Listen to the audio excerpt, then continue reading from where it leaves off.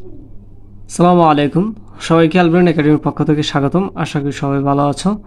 প্রিয় অষ্টম শ্রেণীর শিক্ষার্থী বন্ধুরা, গত পর্বে আমরা দৃশ্যপট নির্ভর যে প্রশ্ন সমাধান, এই দৃশ্যপট নির্ভর প্রশ্ন সমাধান আমরা 1, 2 এবং 3-এর সমাধান করেছিলাম। আজকের পর্বে আমরা 4 এবং 5 সমাধান করব। তো চলো শুরু করা যাক। 4 নঙে দেওয়া আছে যে কোনো সমতলে 3টি বিন্দু P 12,6 এবং Q -2, -4 ও আর হচ্ছে যে 12, -4, এই 3টা বিন্দু দেওয়া আছে। কত দেওয়া আছে যে P থেকে Q এর দূরত্ব নির্ণয় করো। তো দুইটা বিন্দুর দূরত্ব নির্ণয় করে আমরা সূত্র জানি যে √/, ভুজদ্বয়ের অন্তর স্কয়ার বা ভুজদ্বয়ের পার্থক্য স্কয়ার প্লাস খুঁটিদ্বয়ের পার্থক্য স্কয়ার। √/, ভুজদ্বয়ের পার্থক্য স্কয়ার প্লাস খুঁটিদ্বয়ের পার্থক্য স্কয়ার, এই সূত্র আমরা প্রয়োগ করব P এবং Q এর দূরত্ব নির্ণয় করার ক্ষেত্রে। তো আমরা এইভাবে লিখব যে খ ক্ষেত্রে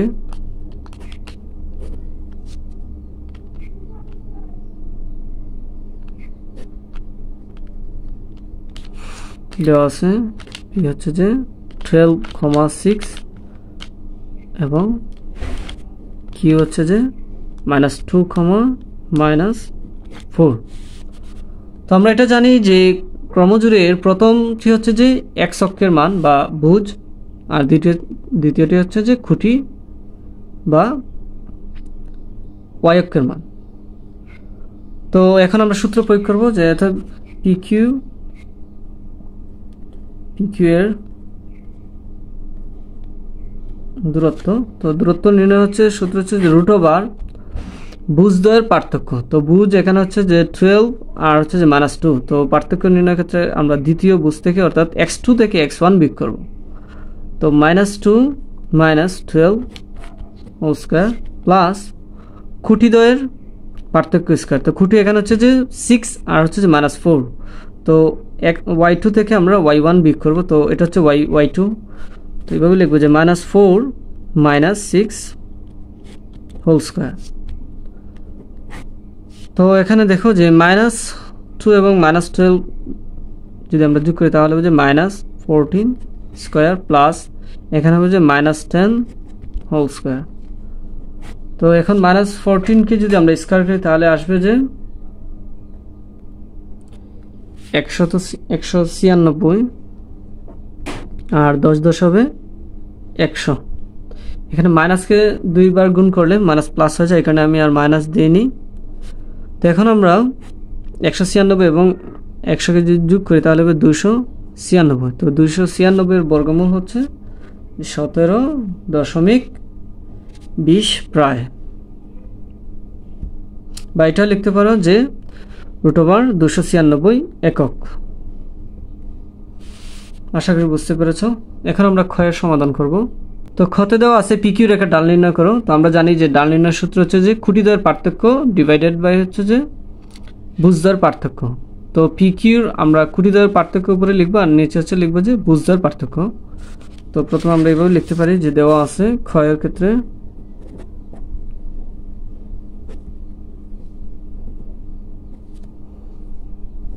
P হচ্ছে যে 12,6 ও Q হচ্ছে যে -2, -4। অতএব PQ রেখার ডাল খুঁটিদ্বয়ের অন্তর। তো এখানে খুঁটি হচ্ছে যে 6 এবং -4। তো -4 থেকে আমরা -6কে বিয়োগ করবো আর নিচে হচ্ছে ভুজদ্বয়ের অন্তর। তো ভুজ হচ্ছে এখানে x2 হচ্ছে -2 আর x1 হচ্ছে যে 12। তো -2 থেকে আমরা 12 বিয়োগ করব। তো এখন দেখো যে উপরে হবে যে -10 আর নিচে হবে যে -14। তো -1 কাটা যাবে আর 2 দিয়ে যদি আমরা ভাগ করি তো 2 × 5 = 10 আর 2 × 7 = 14। তো এটা হচ্ছে 5/7 হবে ডাল। আশা করি বুঝতে পেরেছো। যারা সূত্র পারো তাদের জন্য খুবই সহজ হবে এই অঙ্কগুলো। এখন আমরা গ এর সমাধান করব। তো গতে দেওয়া আছে যে PQR ত্রিভুজটির সমকোণী কি না যাচাই করো। তো এই ক্ষেত্রে আমরা প্রথমে যেটি করব যে এই তিনটি বিন্দুকে আমরা এক ছক কাগজে আমরা বসাবো। এরপর আমরা তিনটি বাহুর ত্রিভুজের তিনটা বাহুর আমরা দূরত্ব নির্ণয় করব বা দৈর্ঘ্য নির্ণয় করব। এরপর আমরা পিথাগোরাসের উপপাদ্য প্রয়োগ করে দেখব যে অতিভুজ স্কয়ার সমান লম্ব স্কয়ার প্লাস ভূমি স্কয়ার আসে কিনা। যদি আসে অতিভুজ সমান, তাহলে আমরা বলবো যে ত্রিভুজটি সমকোণী। তো প্রথমে আমরা এই তিনটা বিন্দুকে আমরা সব কাগজে বসিয়ে নিই। তো প্রথমে আমরা এভাবে লিখব যে দেওয়া আছে ত্রিভুজের বিন্দুত্রয় এত এত XY সমতলে বিন্দুত্রয় অবস্থান দেখানো হলো এবং এদের দ্বারা গঠিত ত্রিভুজটি অঙ্কন করা হলো। এরপর আমরা এই জায়গাটাতে আমরা একটি গ্রাফ পেপারে এই অঙ্কনটি আমরা বসাবো। তো এটা জানো তোমরা কিভাবে বসাতে হয় মানগুলো। প্রথমে দেওয়া আছে যে পি এর মান হচ্ছে 12,6, অর্থাৎ 12 হচ্ছে যে x অক্ষ বরাবর যাবে এবং y অক্ষ বরাবর হচ্ছে যে 6 ঘর আমরা যাব। তো এটা হচ্ছে আমাদের মূল বিন্দু। তো এখান থেকে প্রথমে আমরা 12 ঘর আমরা ডান দিকে যাব, এরপর আমরা আবার y অক্ষ বরাবর 6 ঘর যাব, কারণ যেহেতু y এর মান প্লাস বা পজিটিভ এই কারণে y অক্ষ উপরের দিকে যাবে। তো এটা হচ্ছে যে পি এর অবস্থান। আর কিউ হচ্ছে যে -2 -4। তো প্রথমে মূল বিন্দু থেকে বাম দিকে 2 ঘর যাবে, এরপর আবার নিচের দিকে 4 ঘর যাবে। তো এটা হচ্ছে যে কিউ এর অবস্থান। আর হচ্ছে যে 12, -4। তো প্রথমে ডান দিকে 12 ঘর যাবে, এরপর নিচের দিকে y এর মান যেহেতু মাইনাস, তো নিচের দিকে যাবে, তো নিচের দিকে 4 ঘর যাবে। তো এটা হচ্ছে যে আর এর অবস্থান। তো দেখো এখন যদি আমরা এই রেখাগুলো যোগ করি তাহলে একটা সমকোণী ত্রিভুজ দেখতে পাবো। তো এটা আমাদেরকে গাণিতিকভাবে দেখাতে হবে। তো এখানে আমরা লিখেছি যে প্রথমে যে এখন PQ এর দৈর্ঘ্য হচ্ছে যে এটা আমরা খতে পেয়েছিলাম যে √296, আর QR এর দৈর্ঘ্য, তো QR এর আমরা দৈর্ঘ্য নির্ণয়ের সূত্র প্রয়োগ করেছি যে ভুজদ্বয়ের পার্থক্য স্কয়ার প্লাস খুঁটিদ্বয়ের পার্থক্য স্কয়ার। তো আমরা এখানে পেয়েছি যে 14, আর PR এর দৈর্ঘ্য আমরা পেয়েছি হচ্ছে 10। তো এখন আমরা পিথাগোরাসের উপপাদ্য প্রয়োগ করব যে অতিভুজ স্কয়ার সমান লম্ব স্কয়ার প্লাস ভূমি স্কয়ার। তো এখানে দেখো যে চিত্রের মধ্যে দেখা যাচ্ছে অতিভুজ হচ্ছে যে PQ। তো PQ স্কয়ার ইকুয়াল যদি আমরা PR স্কয়ার এবং QR স্কয়ার সমান পাই, তাহলে আমরা বলবো যে এই PQR হচ্ছে একটি সমকোণী ত্রিভুজ। তো এই কারণে আমরা প্রথমে PR এবং QR মানকে স্কয়ার করেছি এবং যোগ দিয়েছি যে PR square plus QR square. তো এই দুটা স্কয়ার করলে যোগ করলে আসে 296। এখন আমরা অতিভুজকে স্কয়ার করবো, অর্থাৎ PQ কে স্কয়ার করবো। তো PQ এর মান আমরা জানি যে 296 স্কয়ার। তো এখন যদি আমরা PQ কে স্কয়ার করি যে PQ স্কয়ার, তো PQ এর মান হচ্ছে যে √296। তো আমরা জানি যে রুট স্কয়ার কাটা যায়, তো শুধু থাকবে যে 296। এখন দেখো যে PQ স্কয়ার হচ্ছে 296 এবং PR square plus QR square সমান 296। যেহেতু অতিভুজ স্কয়ার সমান লম্ব স্কয়ার প্লাস ভূমি স্কয়ার, এখানে আমরা বলতে পারি যে পিথাগোরাসের উপপাদ্য অনুযায়ী এই ত্রিভুজটি হচ্ছে যে একটি সমকোণী ত্রিভুজ। আশা করি বুঝতে পেরেছ। এখন আমরা 5 নং অঙ্কের সমাধান করব। তো 5 নং অঙ্কে দেওয়া আছে যে অকেন্দ্র বিশিষ্ট বৃত্তে AB ব্যাস ভিন্ন একটি, যা OA = 5 সেন্টিমিটার এবং OC লম্ব AB। প্রদত্ত তথ্যের আলোকে অনুপাতিক চিত্র আঁকো। তো অকেন্দ্র বিশিষ্ট একটি বৃত্ত। তো প্রথমে আমরা একটি বৃত্ত আঁকবো। তো এটা হচ্ছে ধরনের একটা বৃত্ত, এটা কেন্দ্র হচ্ছে O, আর ব্যাস ভিন্ন যে কোনো j হচ্ছে যে AB। তো আমরা ধরে নিলাম এটা হচ্ছে ব্যাস ভিন্ন যে কোনো একটা j, এটা হচ্ছে AB। তো এখন কেন্দ্র O থেকে AB এর উপর আমরা OC লম্ব টানবো। তো এখানে দেওয়া আছে যে OC লম্ব AB, আর OA হচ্ছে 5 সেন্টিমিটার। তো এটা আমরা এইভাবে লিখতে হবে যে OA এটা হচ্ছে 5 সেন্টিমিটার। তো এটা হচ্ছে যে কয়ের অ্যান্সার, যে প্রদত্ত তথ্যের আলোকে অনুপাতিক চিত্র। এটা হচ্ছে যে ক্ষয়ের সমাধান। আশা করি বুঝতে পেরেছো। প্রথমে দেওয়া ছিল যে অকেন্দ্র বিশিষ্ট বৃত্ত। তো প্রথমে আমরা অকেন্দ্র বৃত্ত একটি এঁকেছি, এরপর বেশ ভিন্ন যে কোনো যা হচ্ছে যে AB। তো আমরা যে কোনো যা AB নিয়েছি। এরপর দেওয়া ছিল যে OC লম্ব AB, অর্থাৎ OCটা লম্ব হবে AB এর উপরে, তাই আমরা O থেকে OC এর উপর লম্ব টেনেছি। এটা হচ্ছে লম্ব। তো এরপর দেওয়া ছিল যে OA সমান 5 সেন্টিমিটার। তো আমরা OA আমরা দিয়েছি 5 সেন্টিমিটার। যেটা হচ্ছে কয়ের সমাধান। এরপর ক্ষতে দেওয়া আছে যে বৃত্তটির ক্ষেত্রফল নির্ণয় করো। তো বৃত্তের ক্ষেত্রফল আমরা জানি যে পাই আর স্কয়ার, এটা হচ্ছে বৃত্তের ক্ষেত্রফল। তো এটা খুবই সহজ, কারণ দেখো এখানে দেওয়া আছে বৃত্তের ব্যাসার্ধ হচ্ছে যে 5। এটা হচ্ছে দেখো যে এটা হচ্ছে বৃত্তের কেন্দ্র, আর এটা হচ্ছে বৃত্তের পরিধি। তো কেন্দ্র থেকে পরিধি মানে হচ্ছে ব্যাসার্ধ। তো ব্যাসার্ধ এখানে দেওয়া আছে যে OA সমান 5। তো এটা আমরা এখানে আর এর জায়গায় শুধু 5 বসিয়ে দেব, যে এত বৃত্তের, বা প্রথমে আমরা এইভাবে লিখতে পারি যে দেওয়া আছে বৃত্তের ব্যাসার্ধ,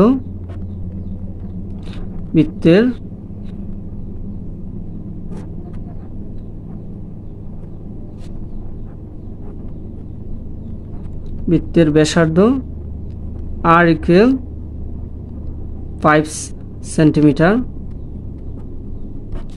অর্থাৎ ক্ষেত্রফল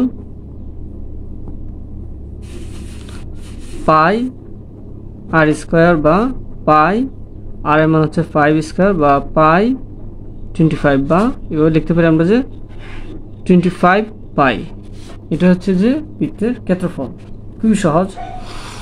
এখন আমরা গ এর সমাধান করব। তো গতে দেওয়া আছে যে প্রমাণ করো যে এসি ইকুয়াল বিসি। তো আবার আমরা যেটি করব যে চিত্রটি এঁকে নিব। তো এটা হচ্ছে যে গ, ধরো এটা একটা অকেন্দ্রবিষ্ট বৃত্ত, এটা হচ্ছে একটা জ্যা, এটা এবি, আর কেন্দ্র থেকে এবির উপর লম্ব হচ্ছে ওসি, ওয়ে হচ্ছে 5 সেন্টিমিটার। তো এখন আমরা যেটি করব যে আমরা ও বিও যোগ করে নিব প্রমাণের জন্য। তো আমাদেরকে প্রমাণ করতে হবে যে এসি ইকুয়াল বিসি, অর্থাৎ এতটুক সমান এতটুক। তো এখন দেখো যে আমরা জানি যে কোনো যে কেন্দ্র থেকে কোনো জের উপর যদি লম্ব টানা হয় তাহলে ওই লম্ব জে কে সমান দুভাগে ভাগ করে, অর্থাৎ এসি এবং বিসি সমান। এটা যেহেতু এই কেন্দ্র থেকে বিসির উপর লম্ব অসি টানা হয়েছে, এটা আমরা জানি যে এটা সমান হবে। তো এখন আমাদেরকে গাণিতিকভাবে এটা প্রমাণ করতে হবে যে এসি সমান সমান বিসি। তো আমরা এইভাবে লিখতে পারি, যেহেতু এখানে লম্ব অসিটা লম্ব এবির উপর, তো এখানে দুটি সমকোণী ত্রিভুজ উৎপন্ন হয়েছে, যে অসি একটি সমকোণী ত্রিভুজ এবং অসিবি আরেকটি সমকোণী ত্রিভুজ। তো দুটা সমকোণী ত্রিভুজের যদি অতিভুজ এবং একটি বাহু, যে কোনো একটি বাহু সমান দেখানো যায় তাহলে ত্রিভুজ দুটি সর্বসম বলা যাবে। তো আমরা এটাই চেষ্টা করব, প্রথমে এই দুইটা সমকোণী ত্রিভুজের অতিভুজ এবং একটা বাহু সমান দেখানোর চেষ্টা করব, তাহলে আমরা বলতে পারবো যে এই দুইটা ত্রিভুজের সব বাহু সমান, মানে সর্বসম, অর্থাৎ এটার অতিভুজ সমান এটার অতিভুজ, এটার ভূমি সমান এটার ভূমি, এটার লম্ব সমান এটার লম্ব। তো এখন আমরা এইভাবে লিখব যে যেহেতু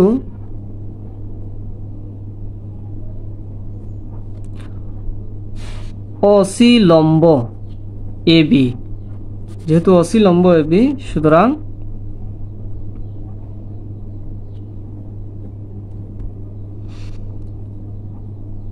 সমকোণী ত্রিভুজ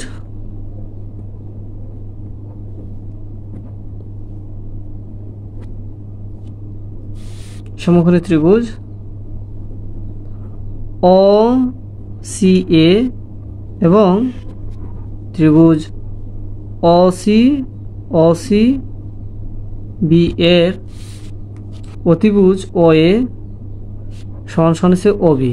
দেখো এখানে দুটো সমকোণী ত্রিভুজ, একটা হচ্ছে যে অসি এ আর একটা হচ্ছে ওসি বি। তো এই দুটো সমকোণী ত্রিভুজের আমরা প্রথমে অতিভুজগুলো সমান দেখানোর চেষ্টা করতেছি, যে ও এ সমান সমান ও বি, এটা আমি লিখেছি যে ও এ সমান সমান ও বি। এখন কথা হচ্ছে যে কীভাবে ও এ সমান ও বি। দেখো যে ও এ এবং ও বি এরা কিন্তু একই বৃত্তের ব্যাসার্ধ, এখানে এটাও কেন্দ্র থেকে পরিধি, এটাও কেন্দ্র থেকে পরিধি, আর আমরা জানি যে কেন্দ্র থেকে পরিধিগুলো সমান হয়, অর্থাৎ ব্যাসার্ধগুলো সমান থাকে। তো এই কারণে আমরা এখানে লিখব যে এরা একই বৃত্তের ব্যাসার্ধ, এরা একই বৃত্তের ব্যাসার্ধ। একই বৃত্তের ব্যাসার্ধ হওয়ার কারণে এরা দুইজন সমান, অর্থাৎ ওয়াই সমান সমান অবি। এখন আবার লিখব যে এবং অসি সমান সমান অসি। তো এটা কেন? কারণ এই অসিটা হচ্ছে এই ত্রিভুজেরও একটা বাহু, আবার এই ত্রিভুজেরও একটা বাহু, অর্থাৎ অসি সমান সমান অসি, বা এরা হচ্ছে যে সাধারণ বাহু, কারণ এই দুইটা বাহু দুইটা ত্রিভুজেরই একটি বাহু বা কমন বাহু, যেটি এই কারণে আমরা লিখব যে সাধারণ বাহু।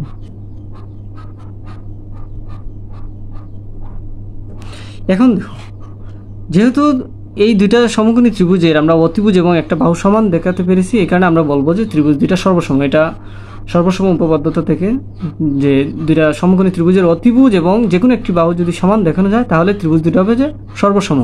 এখানে আমরা লিখব যে অতএব ত্রিভুজ OCA সর্বসম ত্রিভুজ OCB। যেহেতু ত্রিভুজ দুইটা সর্বসম এই কারণে আমরা বলতে পারি যে এই বাহু আর এই বাহু সমান। তো আমরা লিখব যে অতএব AC সমান সমান BC প্রমাণিত। আশা করি বুঝতে পেরেছো। এটা হচ্ছে সর্বসম উপপাদ্যতা। সমকোণী ত্রিভুজ যদি হয়, দুইটা যদি সমকোণী ত্রিভুজ হয় তাহলে দুইটা সমকোণী ত্রিভুজের প্রথমে অতিভুজ এবং যে কোনো একটা বাহু যদি আমরা সমান দেখাতে পারি তাহলেই ত্রিভুজ দুটা সর্বসম আমরা বলতে পারবো। তো এটাই মূলত আমি দেখানোর চেষ্টা করেছি। তো আশা করি বুঝতে পেরেছো। তো আজকে এই পর্যন্ত।